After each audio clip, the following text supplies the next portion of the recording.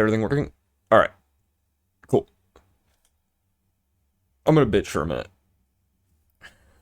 Bungie. We need to talk about Guardian ranks, right? You have this whole system for teaching new Guardians step by step how they need to learn the game. Why are we pushing players to new light level content so quickly? I'm not the only person who's complaining about this. I put out a Reddit post on the Destiny 2 subreddit. Um, there are an astounding number of people who play this game regularly, people who have come back, like myself. I personally didn't play much of Season of Heresy, came back right after to the state of the game currently. I'm not gonna lie. Portal, not the worst thing Bungie's ever done. The increase in difficulty, our power scaling reset, not the worst things Bungie's ever done to us. People need to stop blowing that out of proportion. What's really painful to see is how few people have actually gotten into in-game content, and by in-game, I really truly do just mean like mid-game content, like expert Nightfall or expert Portal ops, Pinnacle ops for Grandmasters and higher respectively, and what's the other one? Arena ops for things like the Coil, Crawl, Onslaught. We need to either rethink how the Guardian rank system is teaching people, or we need to make light level less of an important value to players. And that's going to be hard for a lot of people to hear, because I adore the light level grinding in this game. I think it's fucking amazing. It's one of the only reasons you should actually stick around for this game, is because big number go up, which means my gear and damage go up over time because I'm learning. With the portal changes and the removal of Pinnacle gear, there's no longer a clear-cut path to these aspirational contents, like Grandmaster content or Ultimate content. Instead, just by simply logging in and getting a 300 power kit, these players are now eligible for Masters content. When the Guardian rank system does not teach them this until rank 7, which is after the veteran cutoff. If anyone knows what I'm actually talking about there, every season, or mini expansion now, the game will reset you back down to the base level of veteran if you haven't played since the beginning of the season. If you're a new player though, they start you off in New Light up to GR2. Most new players that you see are going to be GR2 or GR3. We need to start teaching players how end-game content mechanics work sooner than late game. Because in my opinion, Guardian Rank 7 is getting into aspirational content and endgame, where you are actively looking for builds that can carry you. You are expected to know champion mods. Your light level should be well up into the 300-400s at this point, or 4 or 500s, whatever the current cap is. I know right now it's like 550 or some shit. So like, expecting a player at 600 light level that doesn't have these Guardian rank levels, I can't ensure that they actually know what they're doing. And as somebody who's been playing this game since the champions even got added, and well before, I've been playing this game for fucking ever now, there is next to nothing that actually teaches these people how to use these modifiers other than looking at Guardian ranks. But because Guardian ranks aren't our primary focus for leveling in this game, new players aren't going to know to look at that.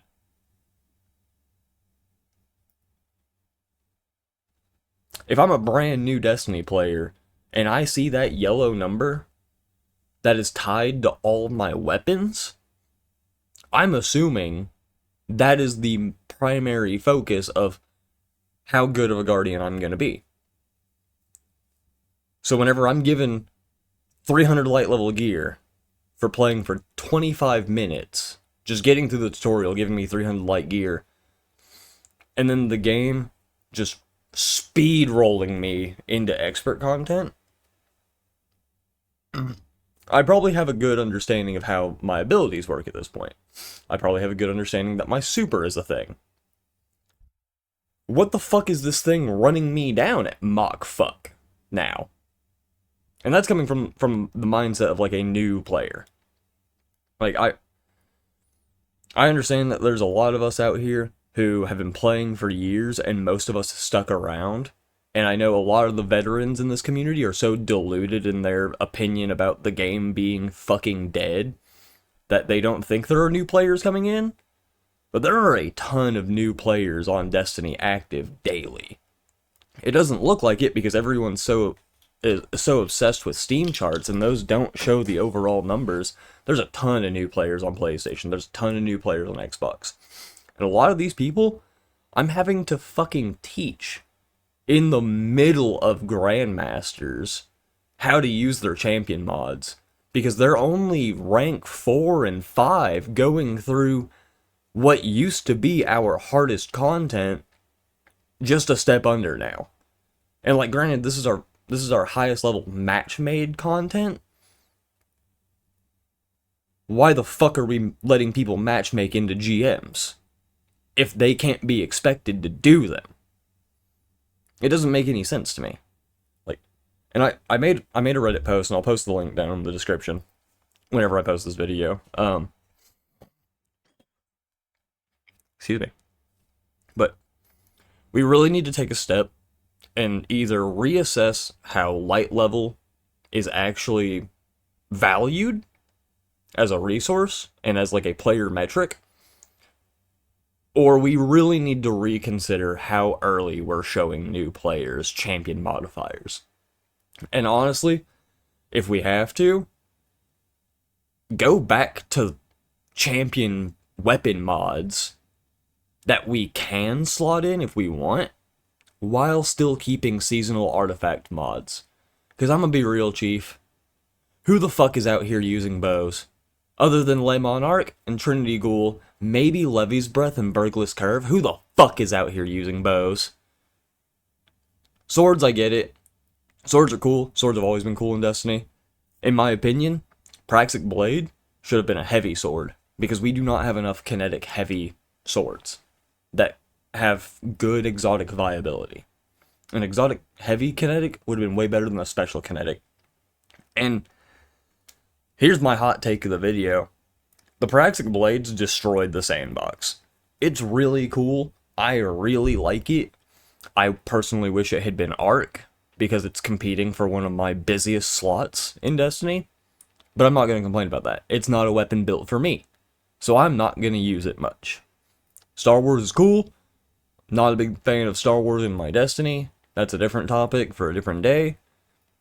But the Praxic Blade, in my opinion, has destroyed the sandbox because so many people picked up the game because of it, and picked up the expansion because of it, and are so laser focused on the Praxic Blade that they're failing to look at the rest of their loadout as what's actually viable. And I understand that we have Riposte to give Unstop to Praxic Blade. That falls again into new players who don't have a full understanding of the game. They aren't going to know that they need to combo a guard with a light attack to get Riposte to proc, unless they actually sit there and read it. And let's be honest, at this point in the season, most of us are going to sit here, look at that artifact, say, wow, these weapons are kind of dick. And we're just going to go Google what the meta loadout is. That's the majority of the community that's going to do that. There's us super veterans out here who are willing to make our own builds, and who are willing to actually take the time to learn the processes of the game. But at the end of the day, if Destiny wants to survive, we need to care more about the new player experience and less about the veteran experience, because the onboarding experience for getting new players into aspirational content is nearly non-existent. Champion mods are thrown at them too early with no explanation. Guardian ranks being used as a metric for how you understand the fundamentals needs to be considered, and we need to stop using light level as the metric for getting into difficulty. Especially because power delta is a thing now. What is honestly the point of light level?